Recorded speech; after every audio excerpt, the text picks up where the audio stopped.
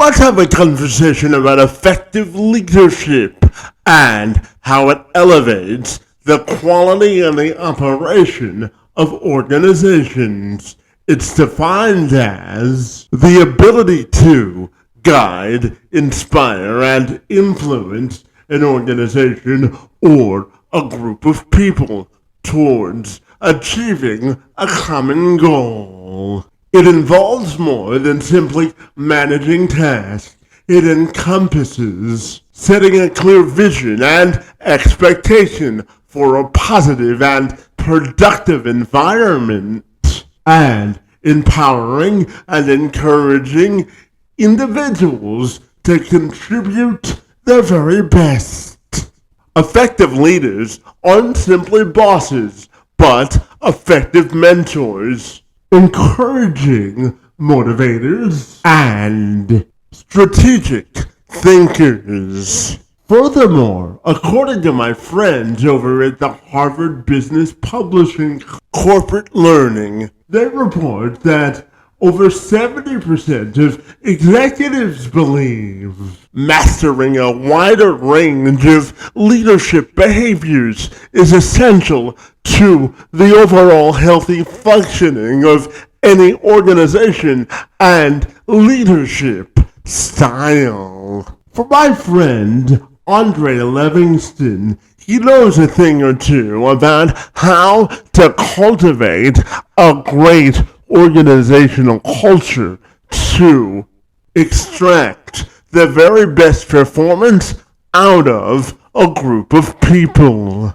He's the co-founder of Canada's first professional basketball league and team owner, and he brings extensive experience in the fields of negotiation, leadership, mentoring, administration, and marketing. He's also the founder and owner of mini market chains and fried chicken franchises, leading strategic innovation, growth, and expansion. He's passionate about business development, dedicated to inclusion and diversity in the space, and Levingston joined me this week to have a conversation about effective and strategic leadership, how organizational culture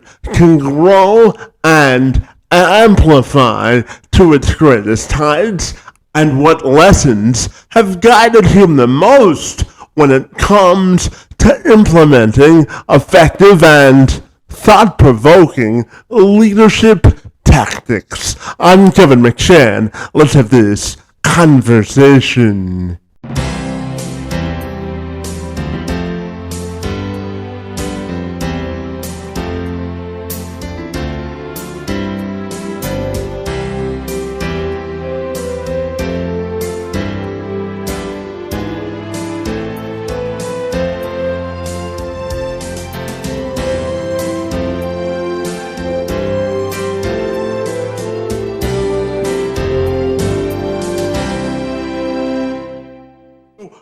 Andre, if you're running, my friend, I'll take a moment to welcome you to the program. And I'm super excited to learn about your experience in sports, leadership, and business, my friend. Great to see you and happy Sunday to you. Thank you. Happy Sunday to you, too. Absolutely. So, Andre, I wanted to start our conversation by asking you about your perspective on effective leadership and how you define that, my friend. Well, I mean, when you're talking about leadership and being in a position to lead people, you have to come with naturally with a clear vision. People have to be able to trust you. They have to trust that you're going to put protocols and strategies in place that's going to help everybody become successful. Because when you have a clear vision, people will be loyal to what it is you're trying to execute. So at the end of the day, you have to come in with a focus, with a plan, and just be and also, you know, you have to treat your staff and the people that you have involved with you like gold, because you are only any business, doesn't matter what it is only as good as its people that you have working for you. So when you're in a position, when that position, you can't take that position lightly. Yeah, absolutely. And I know you're, like you just said, you're a strong believer in investing in your people Mm-hmm. because it's a good way to maximize the potential of the entire organization, isn't it? That's absolutely true. You know, it starts from the top. You know, and the quality and the standards that you put in place from the top rolls down.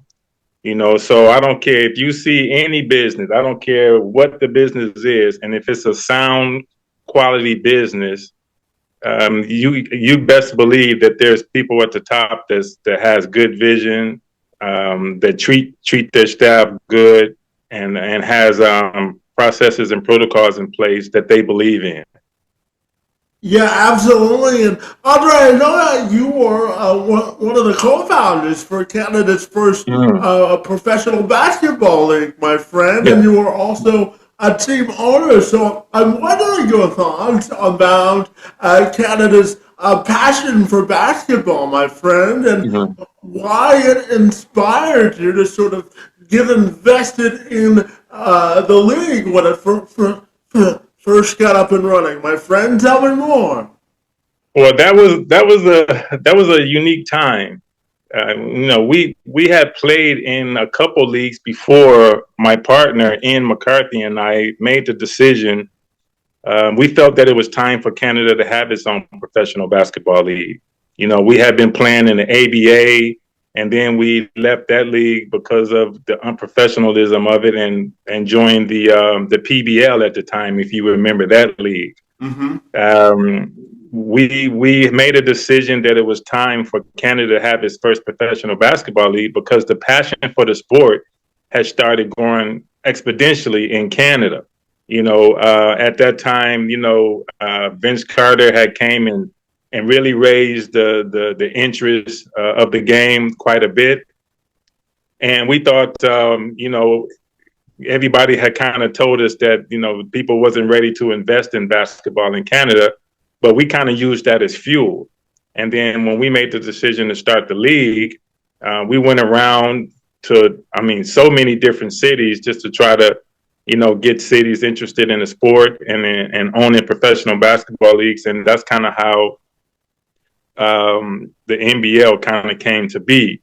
We knew that, you know, hockey is reigns supreme in Canada, but we also knew that the new people that was moving into the country were coming in, and they were basketball fans, not necessarily hockey fans, and that we knew it would come at such a time that that basketball would kind of be the primary sport in Canada. So we made the decision to start the league at that point.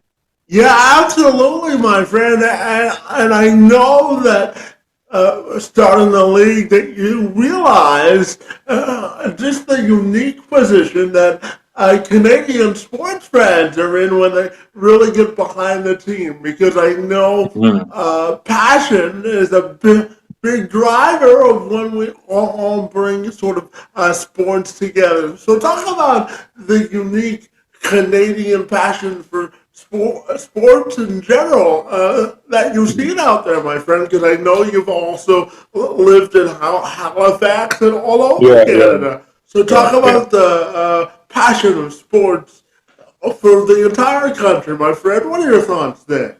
Well, if you can, are you there? Can you hear me? Yes, I can. Yeah. Yeah. If you are paying attention to what's going on, sports at a high level is at an all-time high in Canada. Doesn't matter what the sport is; they're thriving at that sport.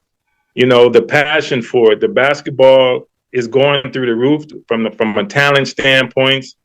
You know, women's hockey, soccer, everything is at an all time high in Canada, which is really incredible. Mm-hmm. There's a lot of passion for sports in Canada now. You're starting to see more and more professional players come out of Canada. From a basketball standpoint, I think it's probably the second country behind the United States that their whole national team is NBA players now. That never occurred before. So we're starting to see some really good things, and it's my hats go off to a lot of the coaches there that are helping develop all the talent there. But it is like Canada is on par now with the United States. I mean, you say Gilgeous-Alexander just became NBA champion, MVP, and will eventually be one of the best players, I think, to ever play the game. Prior to that, you had so many other players, Steve Nash and all these other great players. So Canada is producing top-notch talent. So right now, the passion is unbelievable in Canada. It's good to see. I'm thankful to be Canadian. There's benefits to that, isn't there? Absolutely, absolutely. Absolutely, my friend. And Andre, I know that a large tenet of your leadership style is being a mentor to the people that you lead, my friend. So tell me, why do you think mentoring is such a big aspect of leadership, my friend? What are your thoughts there? Well, it's important. I mean, I'm 60 years old now, and I still have a mentor, right? It's important to have mentors because they have had experiences that maybe you haven't had in whatever particular thing that you're interested in. With me, I've had quite a few people that kind of asked me to mentor them and different things, whether it's sports, whether it's just in life, helping people make the right decisions, and in business the same. I have a few people that I lean on when I'm making business decisions, just to make sure that my thinking and understanding of something is in the right place and on making the right decisions. It's always good to bounce ideas off of individuals that may have had success in areas that you have interest in. So yeah, from a leadership standpoint, not everybody wants to be mentored. Some people, feel that they know better, and that's okay. But I think a wise person will always tend to have a mentor that they can bounce ideas off effectively and to help them make some good choices. Yeah, absolutely. And Andre, I'm curious to ask you your thoughts on this perspective. Anyone in business knows that business is about adding value to the customer. So I'm curious about your perspective on how business people can add or maximize the value to their customer, and how do you think that affects the overall organizational culture, my friend? I tend to think maybe it's not the most important thing, but it's definitely second. And sports, particularly. I'm not sure if you knew when the Toronto Raptors used to be really, really bad. I do. I But remember. the arena was always sold out. Mm-hmm. And that is because they realized, even though we don't have a great product on the floor at this particular time, they understood that we had to give the customers, the fans, value, because it's not like their ticket was cheap at that time. So what they realize is that when a person comes to this arena, and another team that did a really good job at it for years was the Golden State Warriors. When you got out of your car in the parking lot, they entertained you from the time you went into that building to the time you left. Now, the team may have lost by 20, but you left that arena wanting more. And so they understood the power of marketing. So it's very important. And a fan, from a fan perspective, you always want to leave feeling like you got value for your dollar, because the dollar can only stretch so far, and you got heads of households that's making decisions where we're going to spend this discretionary dollar. And if you are spending $100, $200 to go and watch a particular sport, you want to make sure that when they leave that arena, they are filled with excitement and wanting more. So marketing is extremely important. Yeah, and Andre, I don't want to talk to you about diversity, equity, and inclusion in business. Mm, I'm a firm believer that it's a competitive advantage for any business mm, that takes it on as a pillar of their organization, particularly when it comes to hiring people with diverse needs and disabilities in the mm. workforce. So I'm curious to get your thoughts on the importance of DE&I in the workforce, my friend. What are your thoughts there? Well, it's important. It's very important. First and foremost, it's just the right thing to do. Everybody, each person comes with their own unique skill and talent, and you don't want to close the doors to anybody. It sends a great message to your customers, or that everybody is welcome. It's extremely important. And like I say, individuals that have disabilities, they come with their own strength and talent, and they're hardworking. And when they feel that someone is believing in them and fighting for them, they're extremely loyal and hardworking. So I think it's extremely important to any workforce. And at the end of the day, it's just the right, humane thing to do, which is to include everyone.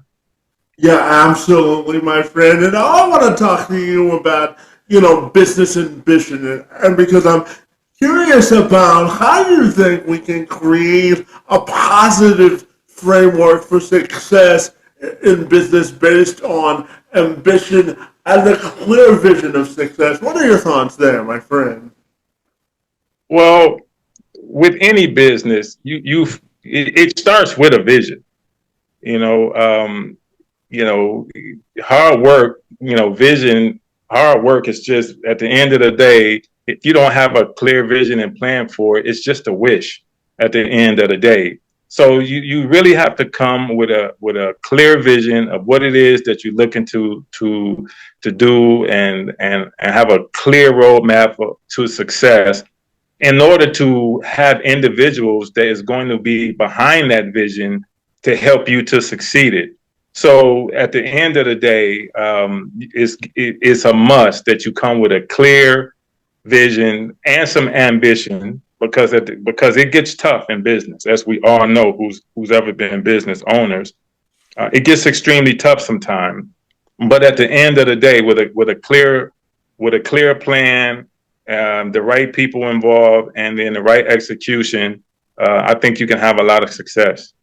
Yeah, absolutely. And Aubrey, I'm curious to get your thoughts on, relationship building in business because I firmly believe, buddy, that that's the heartbeat of any successful business is building relationships, whether it's be with stakeholders or consumers. So I'm curious to get your thoughts on effective relationship building in business and what goes into that in your view, my friend.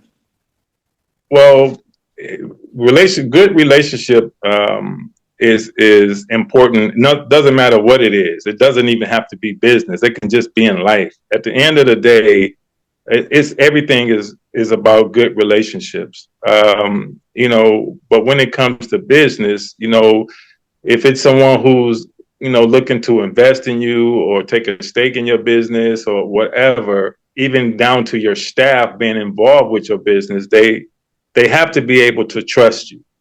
I think that's the number one thing is trust. Yeah, absolutely. And, Andre, I'm also curious to get your thoughts on the coach athlete relationship because I know you've been around a lot of athletes and coaches in your career, buddy, during your time in sports. So, what do you think makes an effective coach athlete relationship? Well, I mean, so I've been on both sides of that fence. I've owned teams, and I've coached. but I've also been a player too. And an effective coach understands first and foremost that not all players are the same. We know that a coach may have his particular way of coaching. However, when it gets down to the player, the individual, to be able to maximize every drop of talent that player has, he has to be able to trust the coach.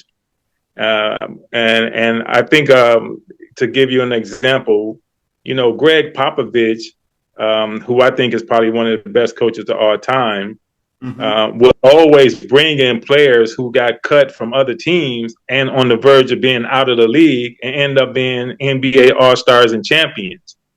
And that's because he understood the importance of relationship. So I think and the players were the way he got those players to feel for him in the manner that they did is because they were able to trust him with things, and Pop didn't just see them as basketball players; he saw them as human beings first. So it's extremely important to form really, really good relationships to have any kind of success. Yeah, absolutely. My friend, I know that a big sort of core concept in your business and entrepreneurial journey has been the term equity development, my friend. So I'm curious, whether it be in your time in sports, real estate, or business, what do you think equity development means to you, and how has that sort of affected your own personal development?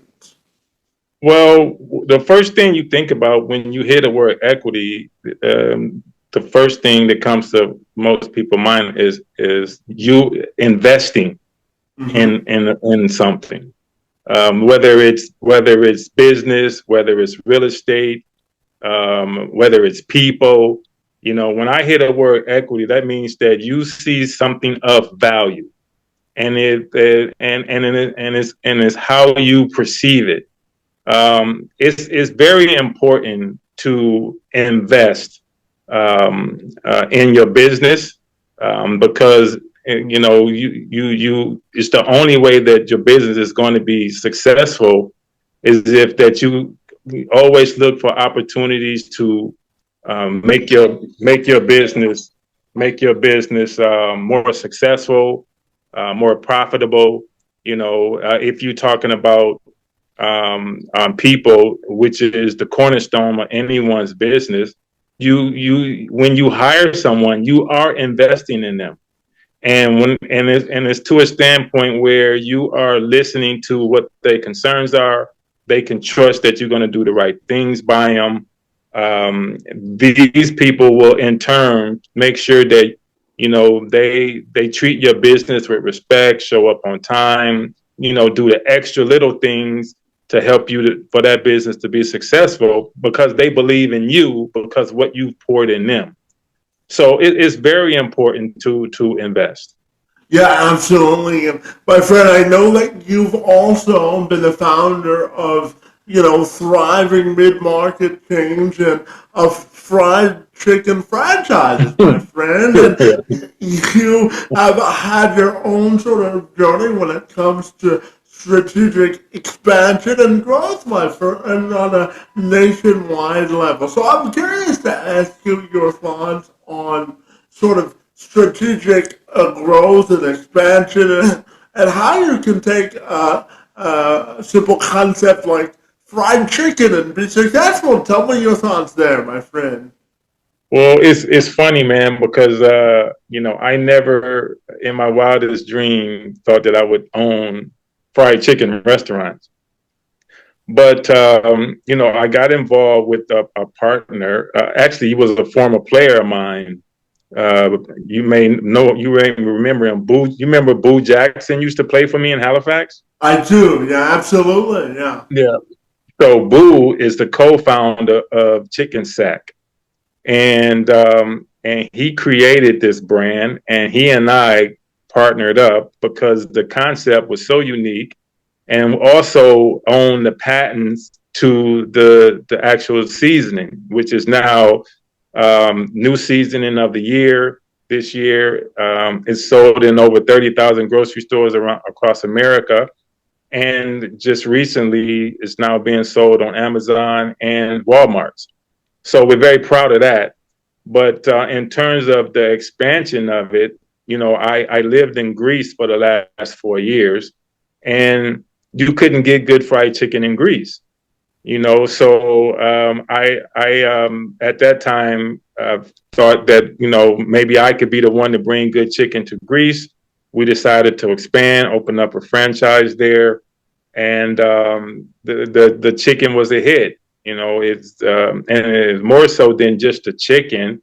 We wanted to make sure that we gave individuals a good experience outside of having really good fried chicken. So that meant having the quality staff, making sure the place was always clean, making sure the food was consistent, and in turns that helped us with our bottom line. So we're very proud of achieving that. Yeah, well, I tell you, the customer's always right, and They're always right. when you stumble into something that is a hit, you run for it for as long as the runway is there, don't you? Absolutely. Yeah, absolutely, my friend. And Andre, if I asked you to teach a business course and give the top three sort of secrets to putting together a successful business, what do you think you would tell the class about your top three principles of running a successful organization, my friend? Um, um, Building good relationships is one. I think we kind of went over that topic a little bit, but building really good relationships is the cornerstone of your business. You're going to have those business relationships, hiring good staffs, that want people to be involved with your business. Maybe you're going to have good relationships with investors or bankers. At the end of the day, like I mentioned, having really good relationships is a key to any business that's going to be successful for a long period of time. You have to stay consistent. Your chicken can't be good today and bad tomorrow, or your product can't be good today or bad tomorrow. Mm-hmm. It's very important that you have some consistency, not only with the quality of your food, but in your business practice in terms of good customer service, which is key. Hiring the right staff to make sure that when people come to your establishment, they see a smiling face of individuals that is excited about their job and feel and respect people. The people that you hire it represents your brand in a positive way or a bad way. So just being consistent with that, and then you have to stay adaptable. Things change month to month, year to year. Things change. Some things that work today may not work tomorrow. So you have to be ready to be flexible and adaptable to maybe change some things to kind of help you ride the tide and to stay relevant.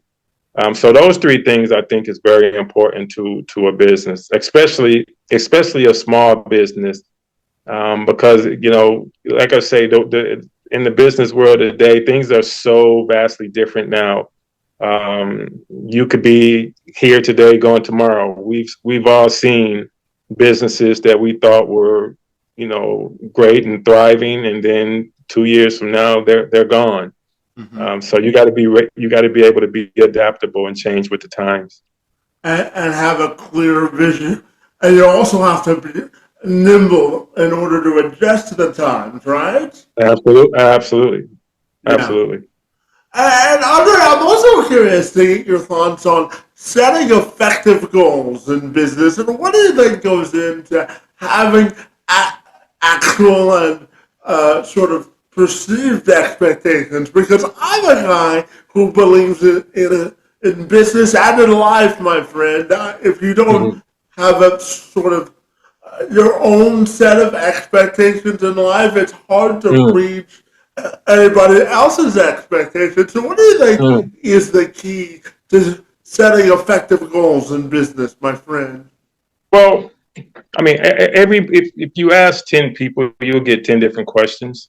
Um, it just depends on what's important to each individual, and like I say, everyone's will be different. But you have to have, for me, for me, incremental goals, incremental achievements, and celebrate them all. Um, it's important. It's important to have goals because it gives you something to reach for. And for me, I've always said, and my mentors always say, you have to have goals, but don't make your goals so far out where you can't attain them, because you can become discouraged. Excuse me for the phone. You can be Yeah. discouraged if you don't achieve them. So I make incremental goals in business, and I achieve them, and I celebrate them as a team, and then we make bigger goals, and then the objectives of having a successful business. Yeah, and I've got a couple of more questions for you. And the first Yeah. has to do with how do you know a business is ready to transition from sort of potential to profitability? What are your thoughts there? Well, I mean, when you are achieving your goals, each business they have a business plan that they run their business by. They look at their financials, and you're hoping that you're seeing a trajectory time over time, and what it is that you're doing. And when your business um, is operating at the highest level, and reaching its goals, even when you're not there, is replicable. It can be replicated when you are not there. You know that you're doing something in the right way. A lot of times in business, you kind of see that the owner is there 24/7, running his business. And I've always been the one to think, if your business can't run efficiently when you're not present, then it's not a good business model. So you want to be able to have individuals that is running in your business or being involved in your business like it's theirs. When you are meeting your financial objectives, um, I think you kind of can get a sense that you know when those things are happening, that you're gonna be pretty successful.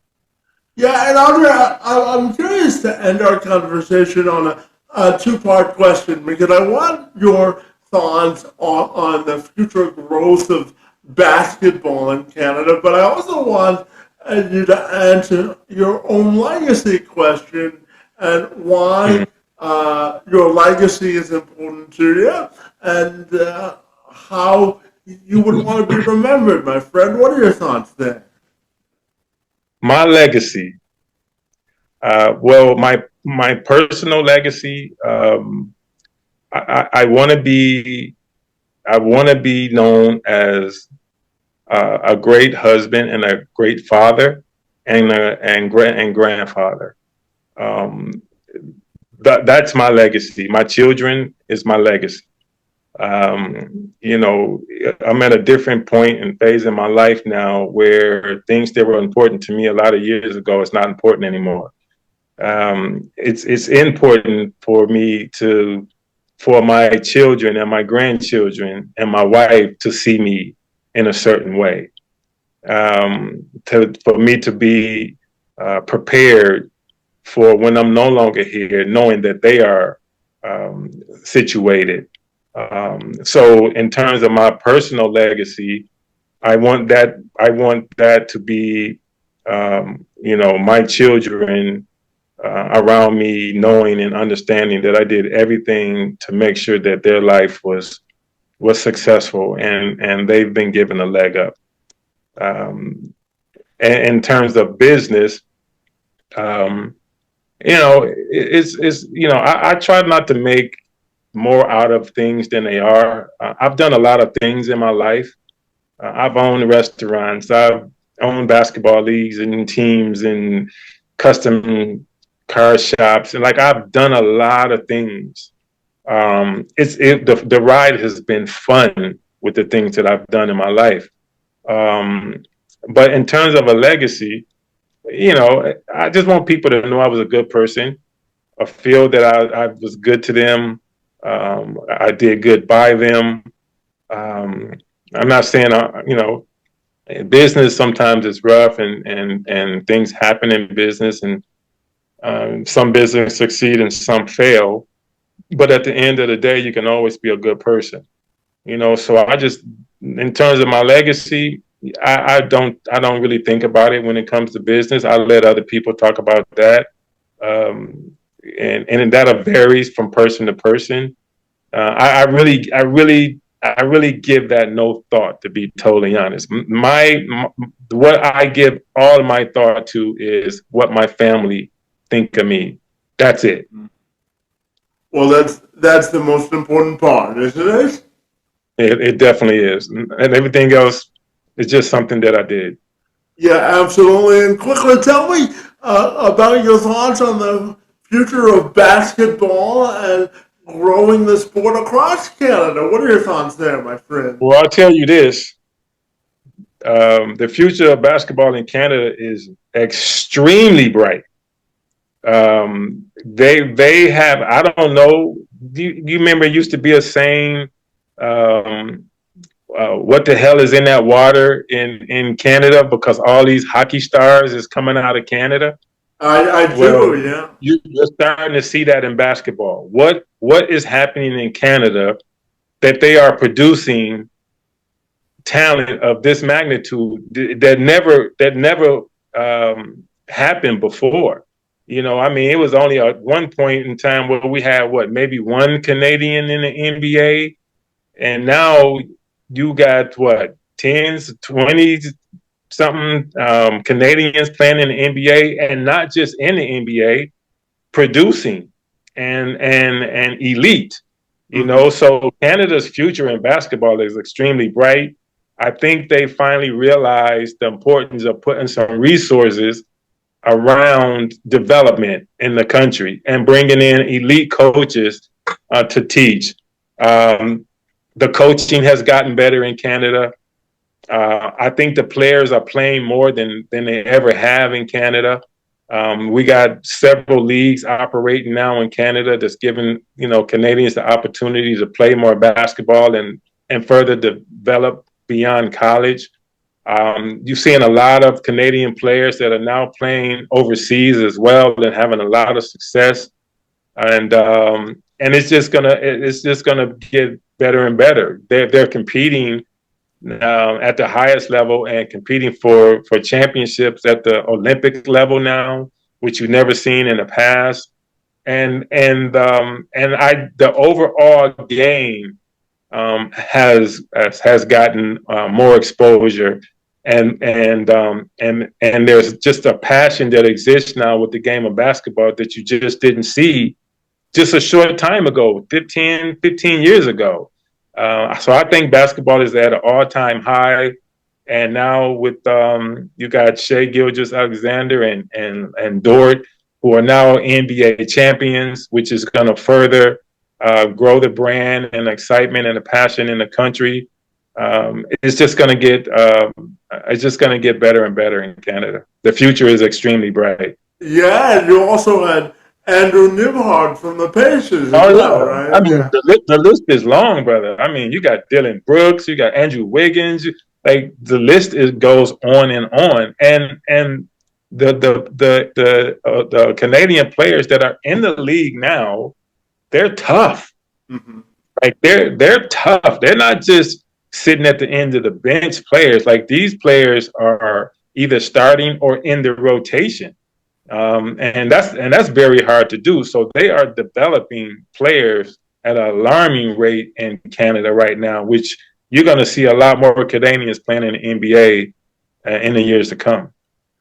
Well, and, it's ironic we're having this conversation right before Canada's birthday. It's good to breed this kind of red and white, isn't it? Yeah, yeah, absolutely, absolutely. Absolutely, my friend. Well, I want to thank you for this robust conversation, my friend. But before I say goodbye to you, my friend, if people want to get in touch with you, buddy, what's the best way they can do that? Well, I mean, you contact me on LinkedIn, so they can reach me on LinkedIn, or they can send me an email. My email is levingstonandre at gmail.com. So you can reach me at either of those places. Well, fabulous, my friend. I want to thank you for the work that you've done to diversify both sports, business, and leadership across Canada and North America. And I want to thank you for engaging in this conversation and answering my questions. It's most appreciated, and it was great talking to you, buddy. And I want to thank you for your time. Man, thanks for having me. All right. And happy Canada Day to you.